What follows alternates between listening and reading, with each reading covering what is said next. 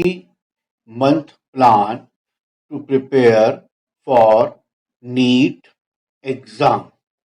Yes, my dear student, now we are explaining the plan to prepare NEET exam in last 3 months. उसके लिए आपको mock test join करना पड़ेगा किसी भी अच्छे इंस्टीट्यूशन का, जैसे कि एलन, आकाश के। अगर आप टेस्ट सीरीज ज्वाइन करते हैं एलन या आकाश की, तो उससे आपको फायदा पड़ेगा, है ना। अब क्वेश्चन ये आता, how to prepare for the mock test. बच्चों को लगता है कि मॉक टेस्ट का सिलेबस बहुत ज़्यादा रहता है ना, बहुत जल्दी जल्दी टेस्ट रहते हैं, है ना। उसमें बच्चों को टालने की आदत आ जाती है, जिसको हम प्रोक्रास्टिनेशन बोलते हैं। इसमें बच्चे बिजी हो जाते हैं, प्रिपेयर नहीं करते हैं, अपने आप को एक्सक्यूज देते रहते हैं। तो प्रोक्रास्टिनेशन में बच्चा प्लान बनाएगा, बैठा रहेगा और सोचता रहेगा, क्योंकि बिफोर द एग्जाम वो सोता रहता है, टेंशन लेगा कि ये कैसे प्रिपेयर होगा इतना पूरा एग्जाम। कुछ जो पढ़ने वाले बच्चे होते हैं वो लिस्ट भी बनाएंगे, प्लानिंग भी करेंगे, लेकिन उनके दिमाग में बहुत सी चीज़ें चलती रहती हैं कि यूट्यूब से कर लें, किसी से बात कर लें। तो उनकी लिस्ट तो प्रिपेयर हो जाती है, लेकिन टारगेट पे एक्टिवेशन स्टार्ट नहीं होता। तो उसके लिए आपको करना क्या है, कैसे तैयारी करनी है, तो उसके लिए आपको थोड़ा सा फोकस्ड होना पड़ेगा, है ना। 20% 80% वाले रूल को फॉलो करना पड़ेगा। Do the things which give you 80% result. मतलब इस केस में आपको प्लानिंग बना के तैयारी करनी होगी। वो प्लानिंग आपको कैसे करनी है ये आगे देखते हैं। इसमें 20 और 80% वाला रूल अप्लाई करना है।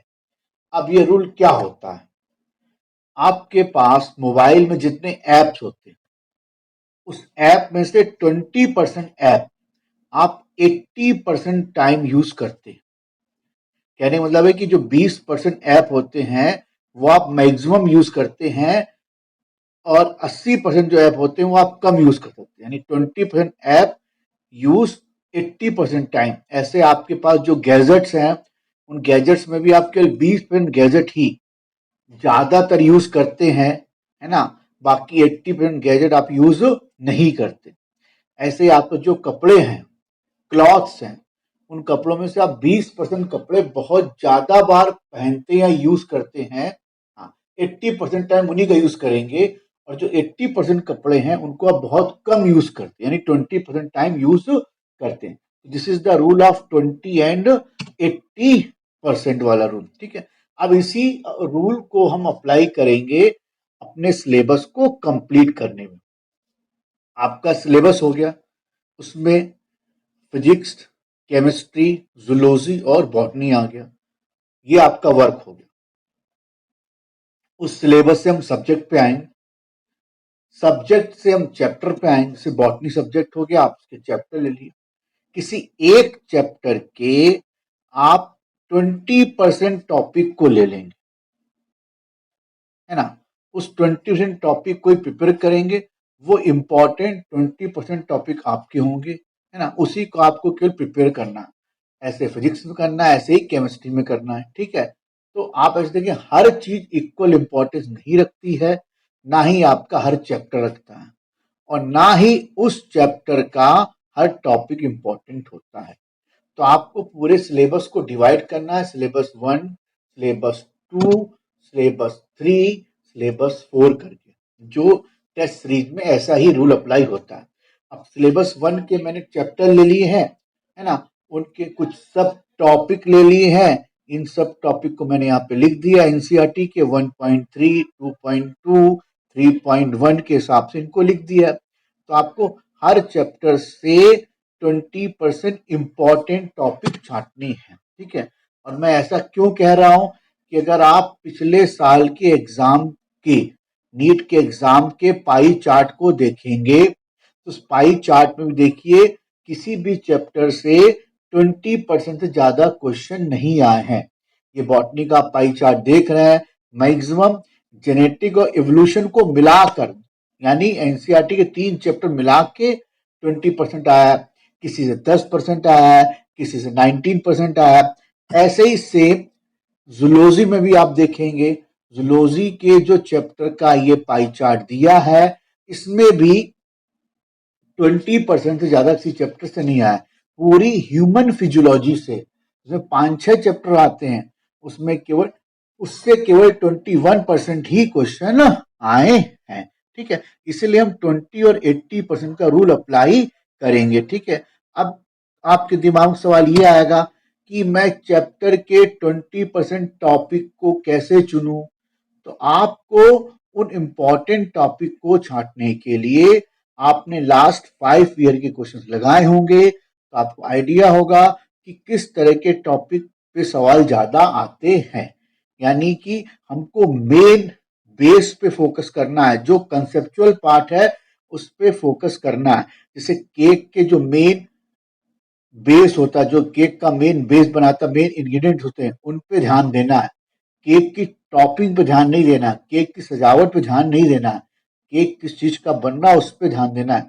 ऐसे ही हर सब्जेक्ट में, हर चैप्टर पे कुछ टॉपिक ऐसे होते हैं जो चैप्टर के मेन सोल होते हैं, है ना, उन पे आपको ध्यान देना है। क्लियर हो गया? हाँ, ऐसे हम इंपॉर्टेंट टॉपिक का पता कर लेंगे जो मुझे लास्ट 5 ईयर के क्वेश्चंस लगाने पे मालूम पड़ जाएगा।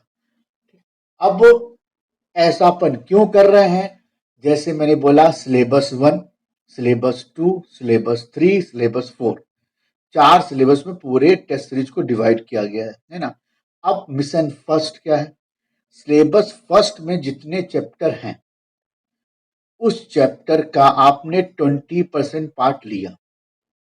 मान लीजिए 5 चैप्टर हैं, 5 चैप्टर के आपने 20% पार्ट ले लिए। अब उन्हीं सिलेबस फर्स्ट का दोबारा टेस्ट होगा, उसको हम मानेंगे मिशन 2। तो उसी सिलेबस में मिशन 2 में आप उसी चैप्टर के अगले 20% पार्ट लेंगे। फिर मिशन 3 में अगले 20% पार्ट लेंगे। फिर मिशन 4 में अगले 20% पार्ट लेंगे। इस तरह आपका 80% पार्ट कंप्लीट हो जाएगा। बस आपको इतना ही फोकस करना है। ये बिल्कुल वैसे हो गया जैसे आपके पास कोई सॉफ्टवेयर का पहले वर्जन फर्स्ट था, फिर आपने उसी को इम्प्रूव करके वर्जन 2 में ले आए, यानी मिशन 2 में ले आए। फिर मिशन 3 यानी वर्जन 3 आ गया। फिर मिशन 4 यानी वर्जन 4, यानी अपडेटेड होते जा रहे हैं सॉफ्टवेयर। फिर फाइनल में बचा हुआ आप 20% भी पूरा कर सकते हैं, लेकिन उसकी जरूरत तो नहीं पड़ेगी। ऐसे हर सिलेबस को जैसे जैसे उसका रिपीटेड टॉपिक टेस्ट होता जाएगा, आपके टॉपिक भी रिपीट होते जाएंगे। तो शुरू में जब पहला सिलेबस का टेस्ट होगा, तो मिशन फर्स्ट में आपके मार्क्स थोड़े कम आएंगे, लेकिन जैसे जैसे वर्जन अपडेट होता जाएगा, आपके मार्क्स बढ़ते जाएंगे और आप मोटिवेट भी होते जाएंगे। ठीक है, अब मैंने ये सिलेबस 2 के भी टॉपिक लिख दिए हैं।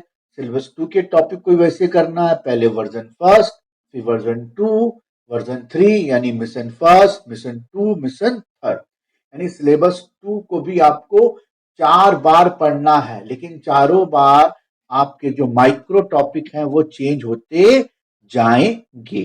ठीक है, अब आगे चलते हैं। आप जो भी टास्क लिखें, जो भी आप करें, उसको जरूरी है आप लिखें, पहले लिखें कि मुझे आज ये सब टॉपिक पूरे करने हैं। तो सब टॉपिक को पूरा करने के लिए आप पहले छोटे छोटे टॉपिक लें, जो आसानी से आप पूरे हो जाएं। अगर आपको लगता है कि आप 4 टॉपिक पूरे कर सकते हैं, तो आप 3 टॉपिक ही लें। 3 टॉपिक लेंगे, जैसे छोटी बार दिख रही है, फिर जो बार हुई उससे बड़ी हुई, फिर बार और बड़ी हुई, फिर बार और बड़ी हुई। तो ऐसे पहले आप छोटे टॉपिक लेंगे, 4 कर सकते हैं, 3 ही करें। तो जब आप पूरा कर लेंगे टारगेट, आज 3 टॉपिक पूरे करने का था, आपने 3 टॉपिक पूरे कर ली, तो आप मोटिवेट होंगे। अगर आप उसको लिखेंगे, लिखने के बाद उसको आप देखेंगे, लास्ट डे के लास्ट में आपका पूरा हो गया है, तो आपको इम्प्रूवमेंट होगा। अगर आप नहीं लिखेंगे तो आपको ग्राफ नहीं दिखेगा, फिर आप कहेंगे कुछ फायदा नहीं हो रहा है, सर का प्लान बेकार है, मैं जो भी टारगेट बनाता हूँ टारगेट पूरे नहीं होते हैं। तो टारगेट छोटे बनाने हैं, अपनी क्षमता से थोड़ा सा कम। Things that does not get measured does not get improve. अगर आप उसको मेजर नहीं करेंगे तो आपको इम्प्रूवमेंट नहीं दिखेगा, इम्प्रूवमेंट नहीं दिखेगा तो आपको मोटिवेशन भी नहीं मिलेगा। जैसे जैसे आप टारगेट पूरे करते जाएंगे तो आप मोटिवेट होंगे, आपको लगेगा सफलता मिल रही है, परफॉर्मेंस बढ़ रही है, आप अपने गोल की तरफ बढ़ रहे हैं और धीरे धीरे आप टॉप पे पहुंच जाएंगे, जैसे ये स्टूडेंट बुक्स के टॉप पर पहुंच गया है। चलिए आगे देखते हैं। अब आपको करना कैसे, पढ़ाई करनी कैसे है। आप सबसे पहले अब उठे मॉर्निंग में, है ना, आप 5 मिनट दीजिए। किसको दीजिए? पेपर और पेन को।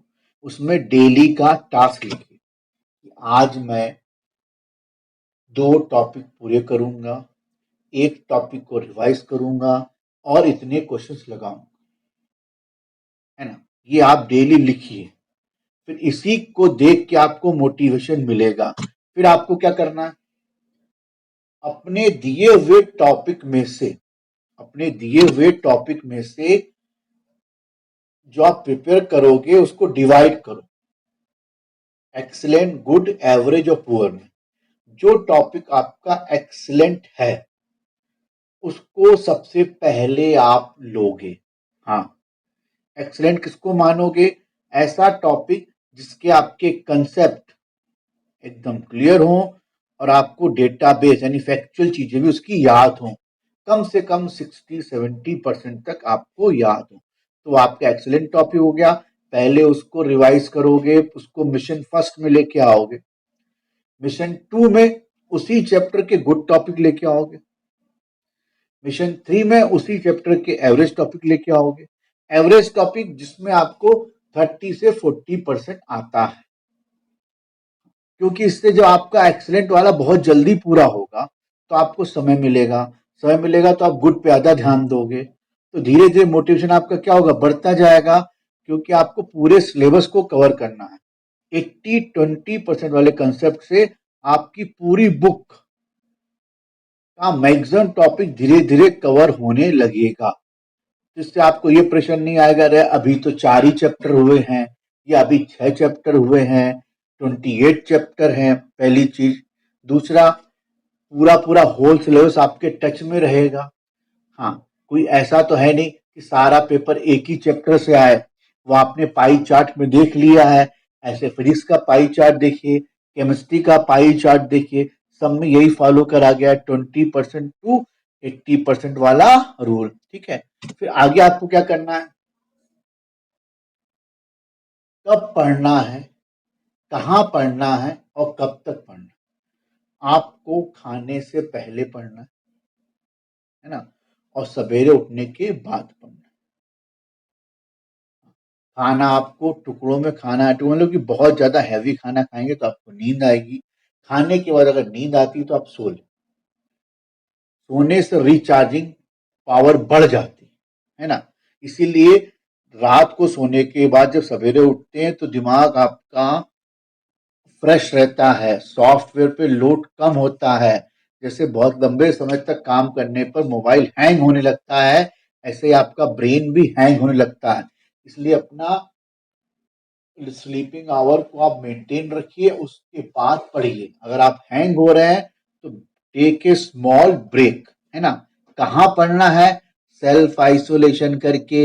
हाँ, जैसे लोग क्वारंटीन हो जाते हैं, बिल्कुल बंद कर दीजिए आसपास, कि कोई भी डिस्ट्रक्टिव चीज आपको दिखाई नहीं देनी चाहिए है। कब तक पढ़ना है? 8 to 10 आवर्स पढ़ना है, ये बहुत ज्यादा आवर्स नहीं है। इसके बाद भी आपके पास 14 आवर्स बचेंगे, 12+2, 12+2 14 आवर्स बचेंगे।